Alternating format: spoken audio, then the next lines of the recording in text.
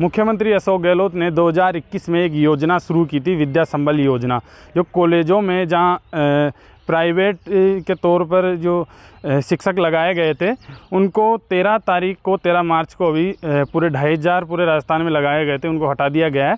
उसको लेकर जो ये हम इस वक्त मौजूद हैं राजकीय कन्या महाविद्यालय रामपुरा कोटा, यहाँ जो यहाँ विद्यार्थी हैं यहाँ के, उनको हटाने की वजह से पढ़ाई में परेशानी हो रही है। इनका जो कोर्स था वो अधूरा रह गया। हम बात करेंगे जो बच्चे हैं इनसे कि इनको क्या पढ़ाई में समस्या हो रही है, क्या समस्या हो रही है। 13 तारीख को हमारे ये टीचर हटाए गए थे और हमें बताया था कि है ना ये टीचर नहीं आएंगे अब। उसी के बाद है ना हमें ये टीचर क्या बोलते हैं। आपको क्या समस्या हो रही है पढ़ाई? ये समस्या हो रही है कि 13 तारीख से इन टीचरों को आना मना कर दिया कि यह नहीं पढ़ाएंगे, लेकिन हम पढ़ेंगे कैसे?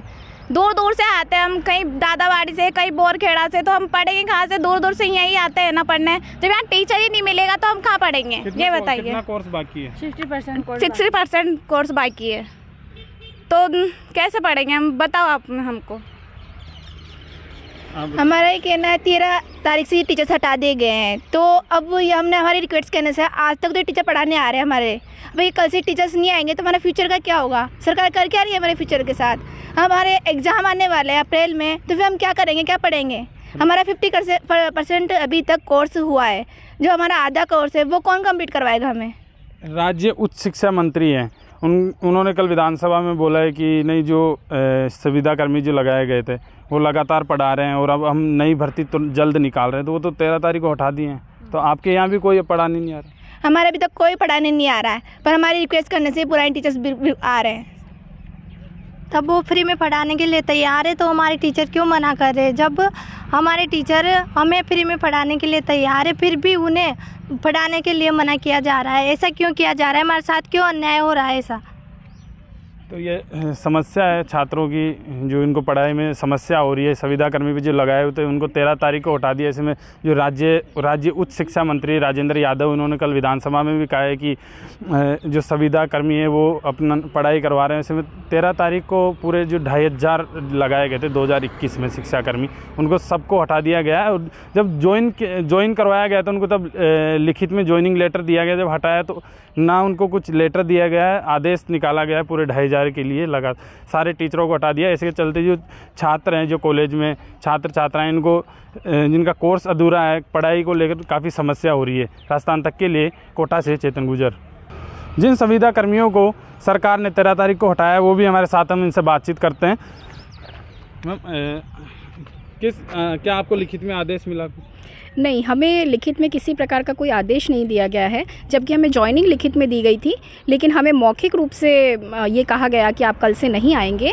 और विद्यार्थियों का पाठ्यक्रम, क्योंकि हमने जॉइनिंग भी 1 नवंबर से की थी और जिसमें शीतकालीन अवकाश भी आया, तो बहुत सी छुट्टियों की वजह से इतना ज़्यादा कोर्स हम कंप्लीट नहीं करवा पाए। हमने पूरी कोशिश तो की, लेकिन क्योंकि अब ये कोर्स भी बचा हुआ है और हम चाहते हैं कि बच्चों के भविष्य को ध्यान में रखते हुए हम चाह रहे थे कि हम जब तक इनकी परीक्षाएं शुरू नहीं हो उससे पहले तक हम जितना हो सके, संभव हो सके कि इन्हें ज़्यादा से ज़्यादा कोर्स करा पाए, लेकिन ये संभव नहीं हो पाया क्योंकि हमें मौखिक रूप से कहा गया कि हम नहीं आए।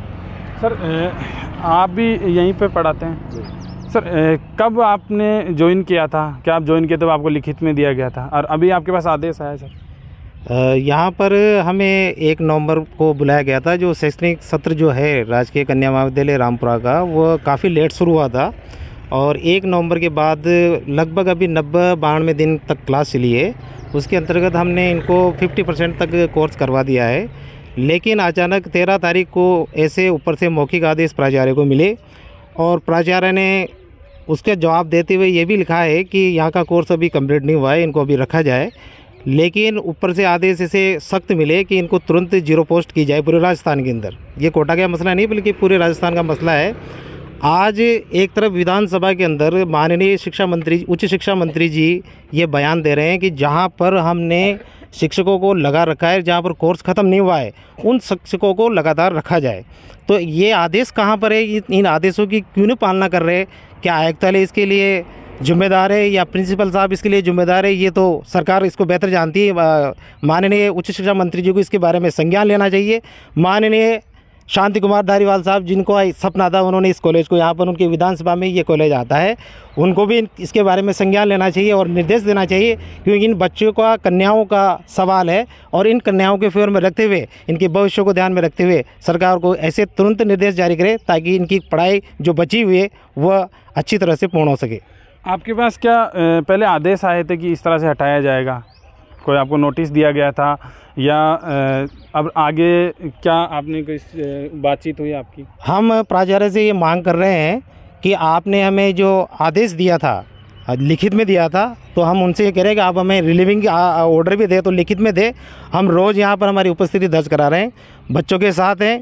अगर सरकार ये चाहती है कि हमें पेमेंट नहीं दे तो हम इनको निःशुल्क कक्षाएं भी लगाने के लिए इनके भविष्य के साथ बिल्कुल अड़े हुए हैं। सारे 7 सहायक आचार्य हैं, सब लोग मिलकर इनके भविष्य के साथ काम करने के लिए तैयार हैं।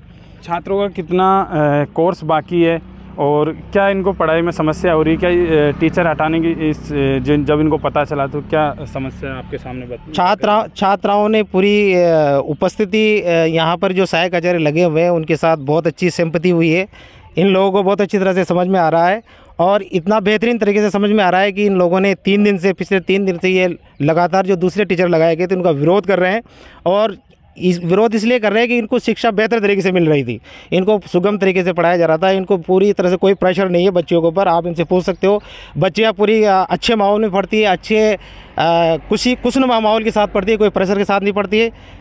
इसलिए बच्चों का प्यार हमारे साथ है तो हम बच्चों के साथ खड़े हुए हैं। सरकार को इसके बारे में सोचना चाहिए, इनके भविष्य के बारे में सोचना चाहिए। आप भी यहाँ से कि आपको पहले लिखित में दिया गया? नहीं, हमें लिखित में कुछ भी नहीं दिया गया। इसी की हम मांग कर रहे हैं कि अगर हमें हटाया भी गया है तो हमें आप लिखित में दे दीजिए, ताकि हमारे पास कुछ प्रमाण तो हो कि हम यहाँ से हट गए। आज तो हम कहीं दूसरी जगह जाके रोज़गार भी प्राप्त नहीं कर सकते हैं, क्योंकि हमें ये कहा जाएगा कि आप तो वहाँ काम कर रहे हैं। हमारे पास प्रमाण तो होना चाहिए। ना तो ये हमें अनुभव प्रमाण पत्र देने को तैयार है, ना ये लिखित में देने जा रहे कि आप आज कार्य मुक्त कर दिए गए। अब बताइए कि हम ना घर के रहे ना घाट के, हम कहीं के नहीं हैं आज की स्थिति में।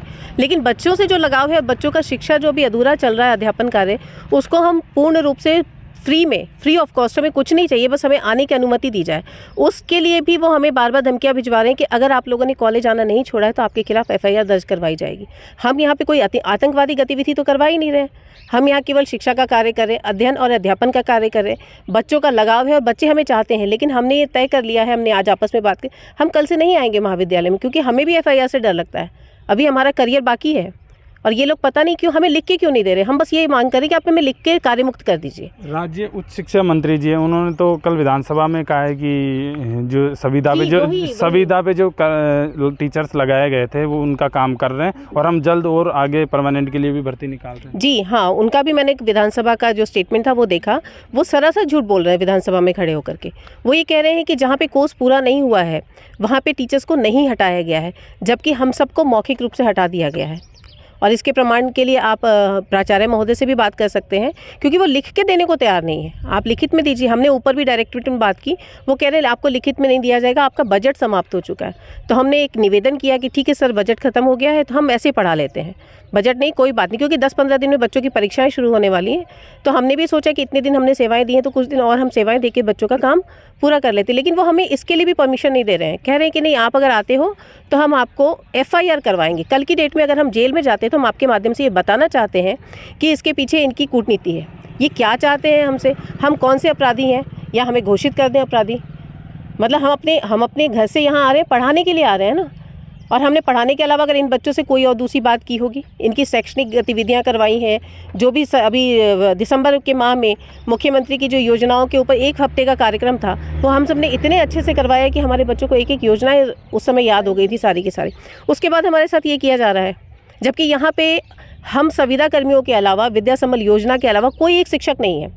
ये जो महाविद्यालय अगर चल रहा है 1 नवंबर से, तो वो केवल और केवल हमारे ही बूते पे चल रहा है और उसके लिए हमने कोई एक्स्ट्रा कुछ भी मांग नहीं रखी। हम बड़े खुशनुमा माहौल में आते थे, पढ़ाते थे और जाते थे। लेकिन 13 तारीख को अचानक एक कॉल आता है 2 बजे के आसपास, जब हम घर जा रहे होते हैं, तो हमें ये सूचित किया जाता है फ़ोन पे कि कल से आपको नहीं आना, आपकी सेवाएं समाप्त होती हैं।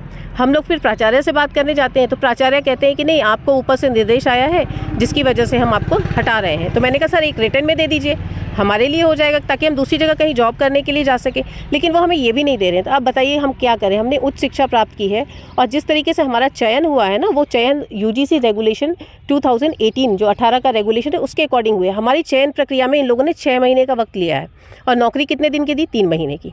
और 3 महीने के बाद हमें भी अधर में छोड़ रहे हैं और हमारे विद्यार्थियों को भी अधर में छोड़ रहे हैं।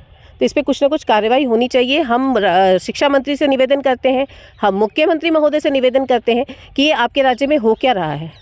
इतना अन्याय, मतलब इस तरह का व्यवहार, वो भी एक बेटियों के साथ। ये कन्या महाविद्यालय है, कन्याओं को आगे बढ़ाने के लिए खोला गया है, लेकिन ये 3 महीने का क्या मजाक किया गया है इनके साथ में। 3 महीने बाद इनको कहा जा रहा है कि अब आपके ये शिक्षक नहीं आएंगे, कोई दूसरे किसी को हम भेज देंगे।